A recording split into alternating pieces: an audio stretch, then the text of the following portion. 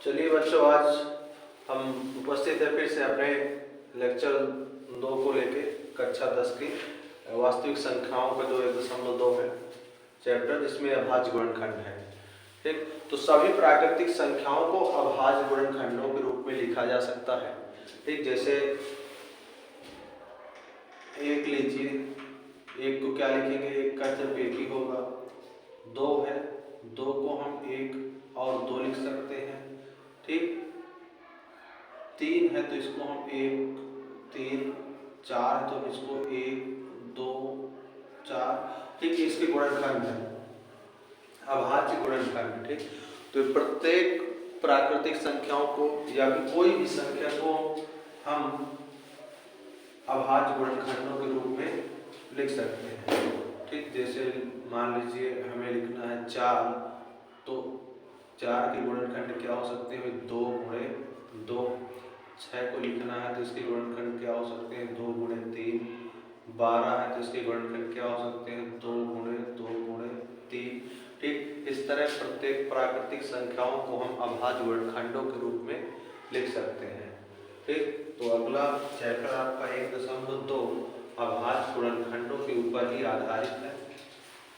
इसमें दिया गया कुछ संख्याएं दी गई हैं, ठीक, जिसमें हमें अभाज्य गुणनखंड ज्ञात करना है। देखते हैं।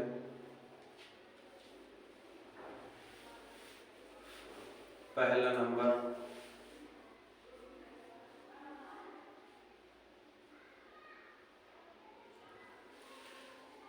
तो आपकी बुक में दिया होगा रिलेशन प्रश्नावली 1.2 में, उसमें क्या है, अभाज्य गुणनखंड करना है। ठीक, तो दी गई संख्याओं का, निम्नलिखित संख्याओं का अभाज्य गुणनखंडों के रूप में व्यक्त कीजिए। ठीक, अभाज्य गुणनखंडों के रूप में व्यक्त करना है। तो पहला क्या दिया गया है, जैसे आपका 140 दिया है पहला, इसको हमें अभाज्य गुणनखंडों के रूप में लिखना है। तो हम इसका गुणनखंड करेंगे, सब भाग देंगे। तो भाग देने के लिए सबसे पहले सबसे छोटी संख्या यानी 2 से स्टार्ट करते हैं, तो 2 का इसमें भाग देंगे। तो 2 सत्ते 14, 0 ये उतार लेंगे। अब 2 3 6, 2 पंचे 10, अब 5 से कटेगा, 5 सत्ते 35 और 7 एक के 7। अब ये पूरा कट गया। तो हम 140 को 2 गुणे 5 गुणे 7 के रूप में लिख सकते हैं। देखिए 2 दूनी 4, 4 पंचे 20, 20 सत्ते 140। इसी तरह अगली क्या है, दूसरी नंबर 156 है। जैसे 156 को हम अभाज्य गुणनखंडों के रूप में लिखेंगे। तो 156 के गुणनखंड करिए, 2 से काटिए, 2 सत्ते 14, 1 बचा इसको देगा 16 हो जाएगा। तो 2 अट्ठे 16, 2 3 6, 1 बचा इसको देगा, 2 9 18। अब इकाई में इसमें सम संख्या नहीं है तो ये 2 से तो कटेगा नहीं। 3 से काटते हैं इसको, 3 1 के 3, 3 इकाई 9, 13, 13 से ही कटेगा। अब ये पूरी तरह से कट गया है। तो देखिए 156 को हम 2 गुणे 3 गुणे 13 के रूप में लिख सकते हैं। ठीक, ये देखिए सभी अभाज्य संख्याएं हैं। अभाज्य संख्याएं क्या होती है, जो किसी से न कटे, एक और स्वयं के अलावा किसी अन्य संख्या से नहीं कटती, तो संख्या क्या होती है, अभाज्य संख्या।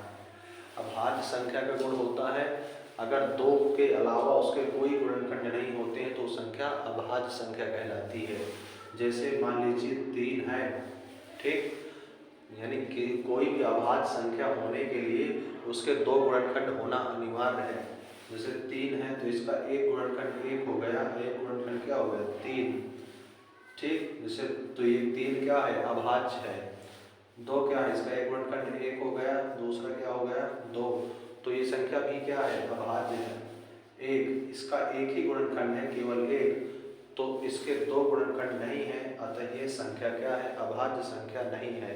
तो एक संख्या क्या है, अभाज्य संख्या नहीं है। ठीक, इसी तरह 4 देखते हैं। 4 का एक गुणनखंड 1 है, दूसरा 2 है, तीसरा क्या है, 4 है। तो 4 के 2 से अधिक गुणनखंड हो गए, अतः 4 भी अभाज्य संख्या नहीं है। ठीक, तो देखिए जो भी संख्याएं लिखी हैं सब अभाज्य गुणनखंडों के रूप में लिखी हैं। इसी तरह हम इसके अन्य सवाल कर सकते हैं। जैसे तीसरा दिया गया है इसी का, क्या है आपका 3825, 3825। तो इसको काटते हैं, देखें 3825 अगर लास्ट, देखिए 2 से तो कटेगा नहीं तो 3 से देख लेते हैं। 3 से विभाज्यता की क्या जांच होती है, 3 जोड़िए सबको, 5 2 7, 8 7 15, 15 3 18, 18 आया, 18 3 से कट जाता है, इसका मतलब संख्या 3 से कटेगी। 3 1 के 3, 3 2 6, 2 बचा, 3 7 21, 3 5 15, 3 4 12, और ये क्या होगा आपका 3 2 6 और 3 5 15, 5 2 7, 7 4 11, 3 से नहीं कटेगा, 5 से देखते हैं, 5 8 40, 5 बचा 25, और 5 1 के 5, 5 7 35, 17, 17 से ही कटेगा। तो इसको 3825 को हम 3 गुणे 3 गुणे 5 गुणे 5 गुणे 17 इस तरह लिख सकते हैं। हम इसको ऐसे भी लिख सकते हैं, 3 2 बार है तो 3 की घात 2 गुणे 5 2 बार है तो 5 की घात 2 गुणे 17, ऐसे भी लिख सकते हैं। ये भी अभाज्य संख्या के रूप में ही है। ठीक, तो इस तरह से क्या आप इसके हम अन्य गुणनखंडों को या जो और सवाल दिए हैं उसको कर सकते हैं। दूसरा नंबर क्या दिया है, पूर्णांकों के निम्नलिखित समयुग्मों के एचसीएफ और एलसीएम ज्ञात कीजिए तथा इसकी जांच कीजिए कि दो संख्याओं का गुणनफल बराबर होता है एलसीएम और एचसीएफ के, ये हमें जांच करता है। तो देखते हैं, सबसे पहले क्या करेंगे, हम उनका एलसीएम और एचसीएफ ज्ञात करते हैं। ठीक, तो पहला नंबर संख्याएं क्या दी गई है, देखो 26 और 91, 26 और 91। ठीक, तो हम क्या करेंगे, सबसे पहले हम इसका क्या निकालें, एचसीएफ निकालते हैं। ठीक, तो एचसीएफ निकालने के लिए देखिए इस दोनों का अभाज्य गुणनखंड कर लीजिए। तो 26 के अभाज्य गुणनखंड क्या होगा, 2 गुणे 13, 91 का क्या होगा 7 गुणे 13। ठीक, ये देखिए, तो एचसीएफ क्या होगा इसका। ठीक, एचसीएफ क्या होगा, जो दोनों में कॉमन होता है वही क्या होता है, एचसीएफ होता है। ठीक, तो देखिए दोनों में 13 कॉमन है, तो इन दोनों संख्याओं का एचसीएफ क्या होगा 13। ठीक, तो इसको लिख सकते हैं। अब एलसीएम ज्ञात करते हैं। ठीक, एलसीएम में क्या लिखते हैं, जो कॉमन होता है उसको एक बार लिखते हैं, बाकी जो संख्याएं बच जाती हैं उसको लिख देते हैं पूरी।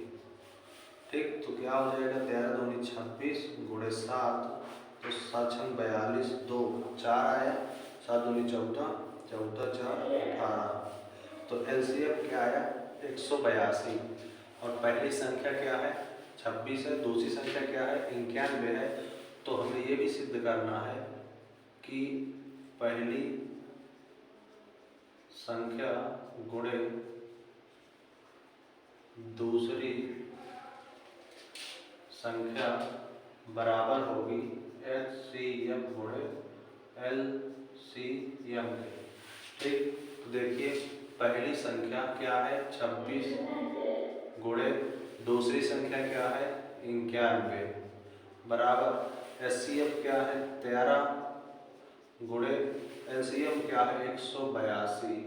ये ठीक, दोनों का गुणा कर लीजिए 26 और 91 का।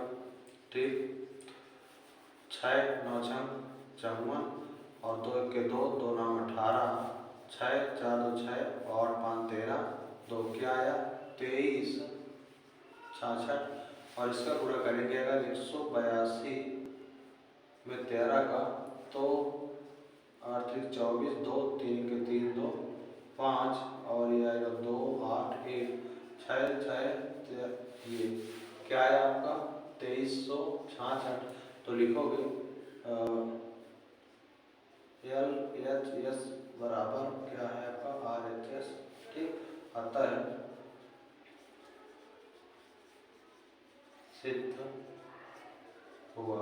ठीक, तो इस सवाल को, इस तरह के सवाल को करने के लिए क्या करेंगे, हम पहले जो संख्याएं दी गई है तो उन संख्याओं से पहले एचसीएफ निकाल लेंगे और उसका एलसीएम निकाल लेंगे, ठीक, लासा और मासा निकाल लेंगे। उसके बाद क्या करेंगे कि ये सिद्ध करना है कि पहली संख्या और दूसरी संख्या का अगर गुणा करते हैं तो जो प्राप्त होगा वही एलसीएम और एचसीएफ को गुणा करने से प्राप्त होगा। ठीक, तो इस तरह करेंगे तो ये क्या होगा, देखिए बराबर हो रहा है तो ये क्या है, सिद्ध हुआ। ठीक, इसी तरह इसका दूसरा और तीसरा भी हम कर सकते हैं। अगला तीसरा क्या है, तीसरा दिया है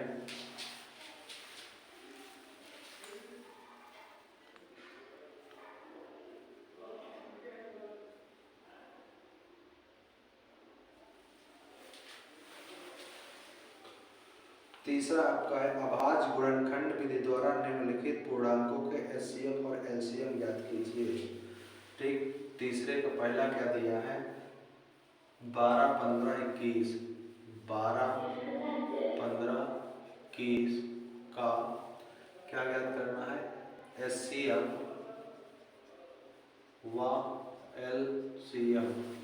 ठीक, तो देखिए सबसे पहले तीनों संख्याओं का अभाज्य गुणनखंड निकालिए। तो 12 का क्या होगा 2 गुणे 2 गुणे 3, 15 का क्या होगा का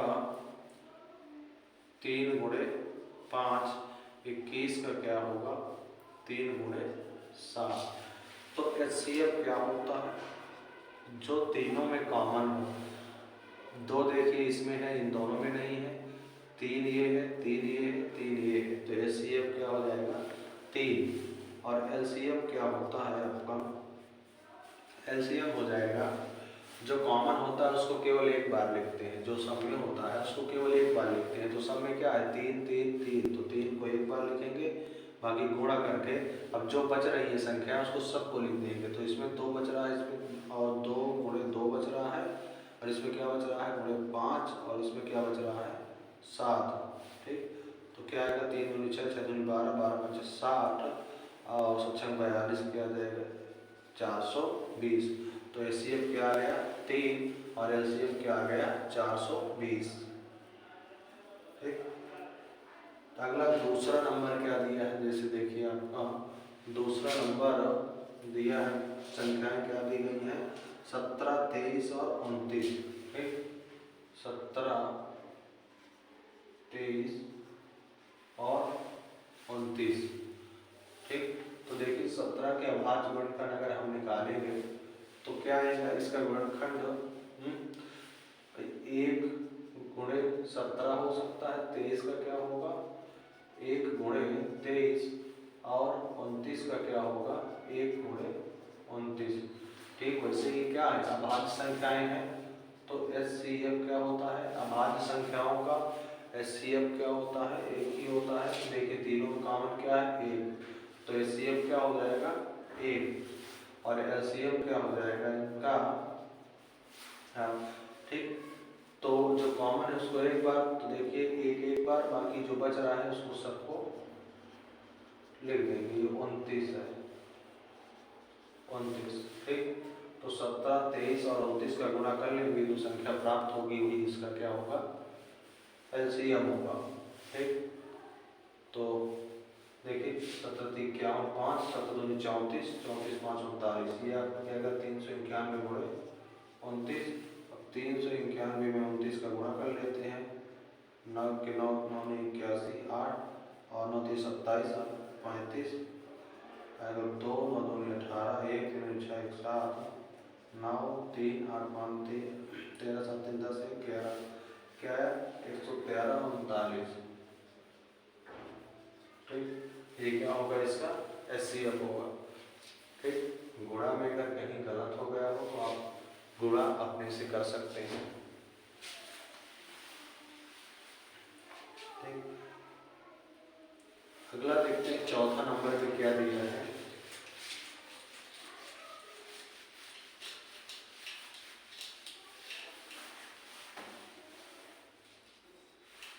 चौथा है HCF दिया गया है और LCM ज्ञात करना है। संख्याएं दी गई है, देखिए क्या दिया गया है।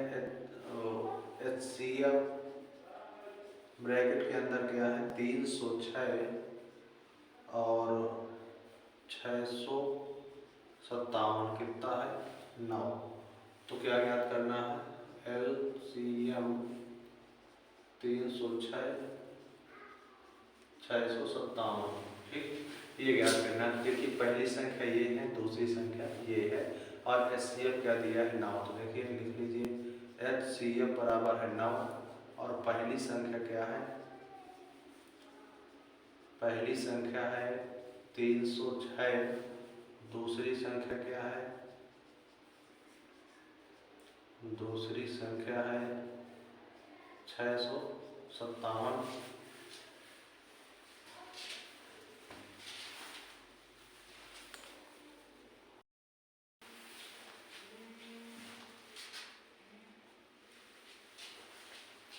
ठीक, दूसरी संख्या बराबर 657। तो देखिए एक संबंध होता है, पहली संख्या गुणे दूसरी संख्या बराबर HCF गुणे LCM। तो पहली संख्या क्या है 306 गुणे 657 बराबर HCF क्या दिया है 9 दिया है गुणे LCM। तो देखिए इसको हम ऐसे भी लिख सकते हैं 9 गुणे LCM बराबर 306 गुणे 657। तो LCM बराबर 306 गुणे 657/9। ठीक, तो 9 से इसको काट सकते हैं हम। तो देखिए कितना आ गया 657, अच्छा है। तो 9 सत्ते 63, 9 सत्ते 63, 2 बचा 9 3 27। तो क्या आ जाएगा 306 गुणे 73। 306 और 73 का गुणा कर लीजिए। 3 छंग 18, 3 का 9, 7 छंग 42, 42 4 3 सत्ते 21, 8 3 9 4 13, 2 22 338। ये क्या हो जाएगा आपका लासा हो जाएगा। ठीक, LCM। तो LCM बराबर 22,338। अगला देखते हैं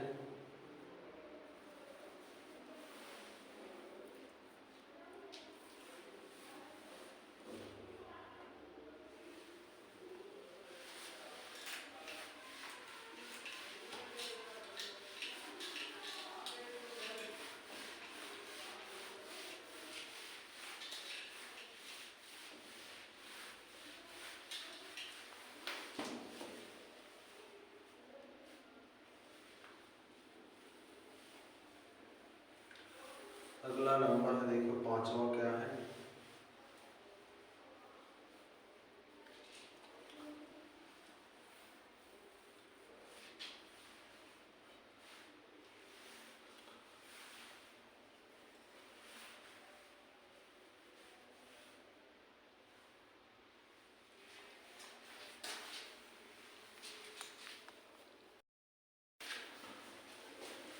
पांचवा नंबर क्या देखिए लिखा है कि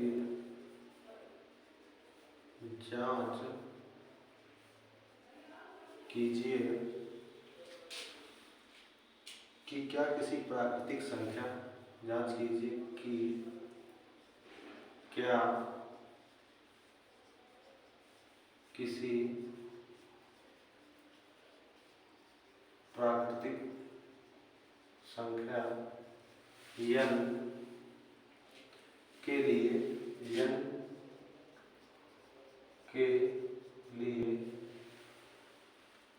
संख्या 6 की घात n अंक 0 पर समाप्त हो सकती है। तो देखिए क्या है, n कोई भी प्राकृतिक संख्या ले लीजिए, ठीक, 6 ले लीजिए, जैसे 6 है, 6 अगर n बराबर हम 1 लेते हैं तो क्या आएगा, 6 घात n 6 आएगा। अगर n बराबर हम 2 लेते हैं तो 6 घात 2 यानी 36 आएगा। अगर हम n बराबर 3 लेते हैं तो 36 छक्का 216 आएगा, ठीक। इसका मतलब इकाई में 6 आ रहा है, ठीक। तो क्या इस संख्या कभी शून्य पर प्राप्त हो सकती है, इकाई में क्या कभी शून्य आ सकता है, तो नहीं, इसमें इकाई में कभी शून्य नहीं आ सकता, ठीक। तो समाप्त तो हो सकती है, तो लिखेंगे अतः दी गई संख्या शून्य पर समाप्त नहीं हो सकती है, ठीक।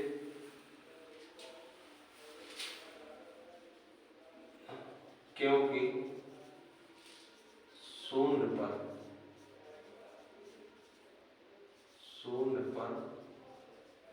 समाप्त होने के लिए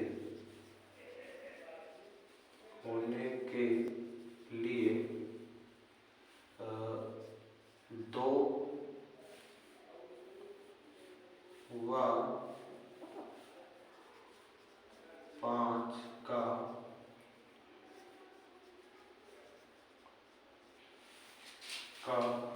गुणनखंड में होना जरूरी है। अतः दिए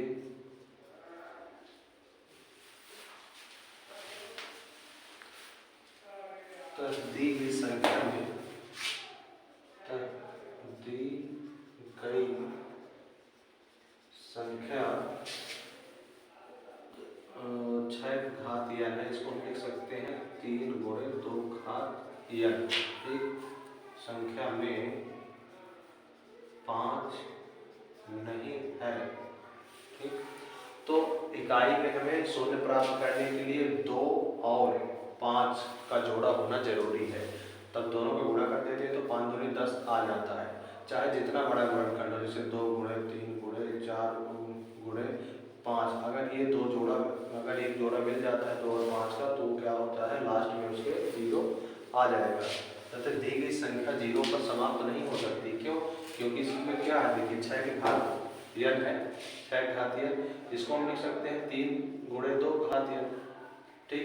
तो इसमें देखिए 3 और 2 का गुणनखंड में क्या है, 3 और 2 है, और इसमें देखिए 3 तो 2 तो है, लेकिन इसमें 5 नहीं है, अगर 5 होता तो फिर ये 0 में समाप्त हो सकते थे। तो ये अगला देखते हैं क्या है,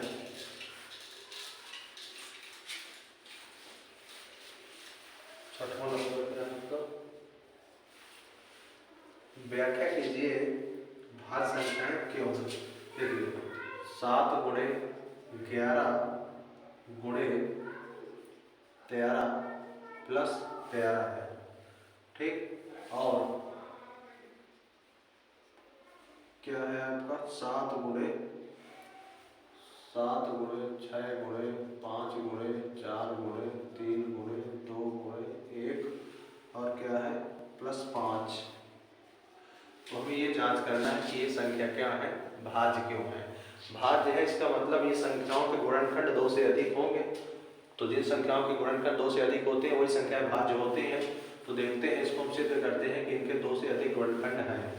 तो देखिए, इसमें अगर हम 13 कॉमन लेते हैं, प्लस के इधर और उधर, तो अगर 13 कॉमन लेंगे तो क्या बचेगा, 7 गुणे 11, और ये तो 1 हो जाएगा, और प्लस क्या बच रहा है 1, तो क्या हो जाएगा ये 13 गुणे 77 प्लस 1, तो क्या हो जाएगा 13 गुणे 7 1 78। ठीक, देखिए 13 गुणे 78 ये हो गया। और इसको इसी तरह से अगर 5 कॉमन लेंगे तो क्या बचेगा, 7 गुणे 6 गुणे 4 गुणे 3 गुणे 2 प्लस 1, तो क्या है ये 5 गुणे, ये क्या होगा 6 5 42 गुणे 4 3 12 2 24 प्लस 1, तो इसको हम लिख सकते हैं 5 गुणे 42 और 24 से गुणा करिए तो आएगा 4 दूनी 8 4 चौक 16 2 दूनी 4 2 चौक 8 8 6 4 10 8 1 9 10 108 प्लस 1, तो ये क्या हो जाएगा 5 गुणे 1009। ठीक, ये देखिए इसके स्वयं के अलावा भी इसके 2 गुणनखंड ये हैं। अब इसके और गुणनखंड हो सकते हैं, 78 2 से भी कट जाएगा। ठीक, तो लिखोगे अतः दी गई संख्याएं भाज्य हैं क्योंकि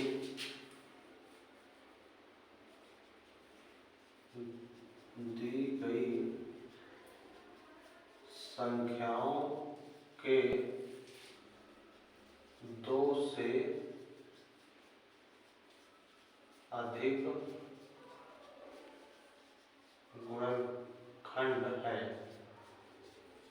ठीक,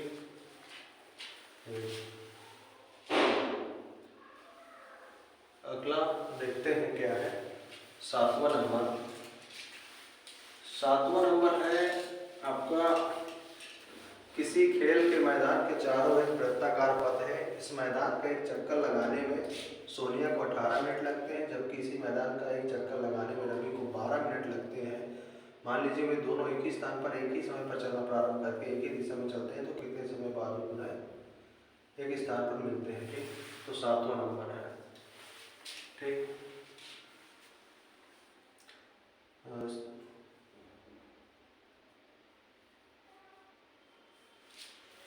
ठीक, तो यानी ये कितने चलता है, एक चक्कर पूरा करता है 18 मिनट में, और एक कितने पूरा करता है 12 मिनट में।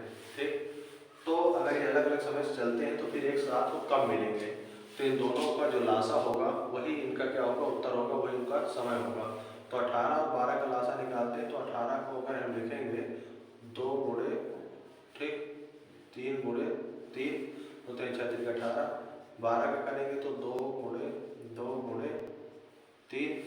ठीक, तो LCM निकालो इसका, तो देखो जो कॉमन होता है उसमें से क्या लेते हैं 1, तो ये कॉमन है 1 लेंगे 2। ठीक, ये कॉमन है तो इसमें से क्या लेंगे 3, और बाकी क्या बच रहा है 3 गुणे 2, तो क्या आ जाएगा 2 3 6 6 3 18 18 दूनी 36। ठीक, आता है वे दोनों पुनः 36 मिनट बाद मिलेंगे। ठीक, तो आपकी ये एक्सरसाइज कंप्लीट होती है। आगे देखेंगे अपरिमेय संख्याओं में अगले लेक्चर में।